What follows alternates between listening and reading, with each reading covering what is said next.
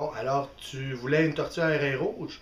Ça, la garde, c'est un petit peu, c'est pas débutant, mais ça prend une partie aquatique, ça prend une partie terrestre. Ça prend quand même une bonne chaleur pour pas qu'elle meure. De la nourriture en croquettes ou des petites crevettes que tu peux te procurer un peu Oh, qu'est-ce n'importe. qui est arrivé? Ah, pauvre tortue. Les paramètres, étaient-tu corrects? As-tu suivi ce que je t'ai mentionné? Ouais. Je peux te la remplacer. Il faudrait vraiment que tu suives vraiment ce que je t'ai donné comme paramètre, par exemple, parce que c'est quand même très fragile un reptile. Bonjour, je suis Julie Grenier, journaliste à La Fracture. J'aimerais vous poser quelques questions sur la tortue oreille rouge. Pas de problème. J'aimerais savoir c'est quoi les meilleures conditions de garde pour la tortue. Premièrement, il ne faut pas oublier que lorsqu'on achète une tortue à l'animalerie, elles sont souvent vendues très petites.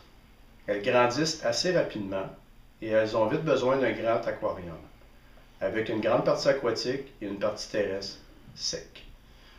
Elles ont besoin de lampes chauffantes au-dessus de la partie sec et il faut éviter les courants d'air car elles peuvent attraper un coup de froid. Et de plus, l'alimentation.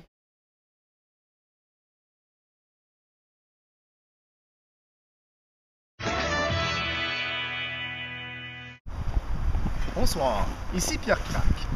Bienvenue à La Fracture. Qui n'a pas rêvé un jour de prendre son bain ou de prendre une marche durant l'hiver avec sa tortue? Cette semaine, nous allons parler d'un cas très particulier. Il s'agit d'un client qui a acheté une tortue à l'animalerie et qui la trouvait morte quelques jours plus tard. Dans un cas comme celui-ci, y a-t-il une garantie? Voici maintenant le reportage de Julie Grenier. Bonjour, ici Julie Grenier, journaliste à La Facture. Nous avons rencontré notre client insatisfait, le très crédible El Bidet.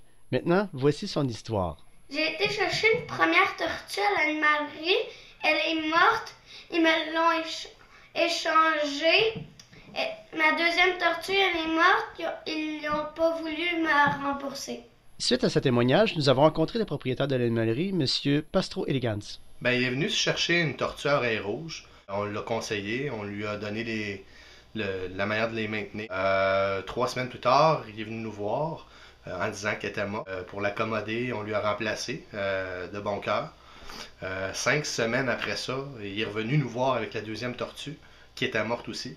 Là, à ce moment-là, je lui ai dit, regarde, on n'offre pas de garantie sur nos reptiles. On ne peut pas savoir ce que le client fait une fois rendu chez lui avec. Donc, c'est pas mal compliqué pour nous autres de garantir un animal de cette façon. Suite à nos interrogations, nous avons rencontré le spécialiste des reptiles, M. Paul Laforêt. Premièrement, il faut une très petite aquarium sec. Elles ont besoin d'un coup de froid. Pourtant, M. Bidet avait beaucoup d'expérience avec les tortues. Je comprends pas. Ça fait au moins 20 ans que j'en regarde chez moi. Suite à notre visite et sous la menace d'un couteau, M. Elegans a fini par remplacer la tortue de M. Bidet. Saviez-vous que les tortues sont porteuses de salmonelle? Il est très important, après avoir manipulé une tortue ou l'avoir mis dans sa bouche, de se brosser bien les dents.